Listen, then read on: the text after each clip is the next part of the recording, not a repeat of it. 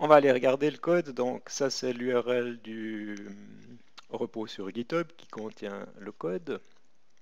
Alors on va aller voir dans le repo. Si vous allez dans le repo, vous allez voir ici schéma.sql qui est un petit script SQL pour créer le schéma de la base de données.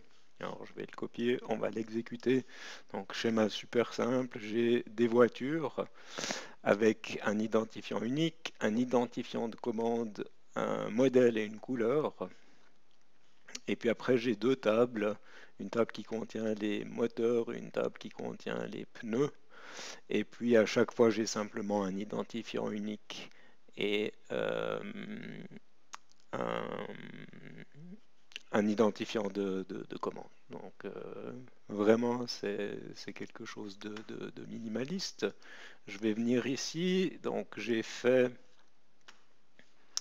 cette base de données. Je vais venir dans l'éditeur SQL. Je vais exécuter. Et puis j'ai comme ça mon code qui est prêt. Ce que je vais aussi faire, je vais le mettre ici, localhost 4848. Je vais me connecter sur mon Glassfish. Et puis ce que j'avais déjà fait avant d'enregistrer le webcast, j'avais créé cette ressource JDBC que je fais pointer vers AMTCars-TX, qui est un pool de connexion où j'utilise ici la dernière version du driver MySQL, je travaille avec un data source, et puis dans les propriétés ici, j'ai utilisé mes credentials, et puis je me connecte sur ma base de données. Derrière les décors, j'ai ma base de données qui fonctionne dans un container Docker, Docker for Mac, c'est pour ça que j'utilise localhost ici. Donc ça c'est pour l'infrastructure.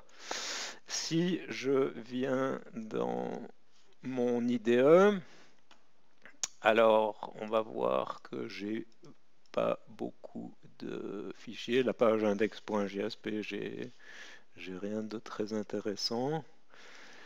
J'ai un front controller servlet, donc c'est lui qui va recevoir les requêtes du navigateur. J'ai mappé ça sur /front, donc on va y accéder par /front. Je fais de l'injection de dépendance d'un service qui va gérer les commandes et puis d'un autre qui va gérer les pneus. Je fais ça pour pouvoir compter les pneus avant et après les transactions. J'ai des classes de modèles où j'ai défini une classe abstraite pour avoir les identifiants et les identifiants de commande, puisque j'ai ça dans chaque objet. Et puis derrière, eh bien, c'est simplement le reflet du schéma où une voiture a un moteur et un tableau de pneus. J'ai ici un attribut customer name, mais je ne le gère même pas dans le code. Des getters et des setters, et puis engine et tire. Vous voyez que là, il n'y a vraiment rien du tout. C'est simplement pour avoir un identifiant. Ce que je veux voir, ce que je veux faire dans mon test, c'est de détecter l'ajout de record dans la table, et puis surtout de voir s'il y a un rollback, s'il y a une exception qui s'est passée, est-ce que j'ai le même nombre ou pas. Et puis derrière, j'ai mes stateless session bin avec chaque fois une interface locale et puis une implémentation. Si on regarde le code, c'est du code JDBC, donc j'utilise pas JPA. Ça, c'est l'attribut dont je parlais au départ. Qui va déterminer le comportement quand j'ai une chaîne de plusieurs méthodes sur plusieurs stateless session bin qui sont appelées. J'ai mes requêtes SQL où je peux faire de l'ajout, je peux récupérer l'identifiant d'un pneu par cette technique. Ça c'est une colonne haute et incrément et je récupère la dernière valeur. Et puis une méthode pour savoir combien de records j'ai dans la base de données. Ici, on se souvient que c'est un autre cas d'injection de dépendance où j'injecte ce qui est référencé par JDBC/MTCows dans cette variable. Hein, donc c'était ce qu'on avait défini dans cette valeur ici, puisque j'ai ici JDBC MTCows, ben quand je vais faire un getConnection, je vais récupérer une connexion de ce pool. Et puis derrière, eh bien, j'ai mon code JDBC où je travaille avec des prepared statements, j'envoie des requêtes pour lire les résultats.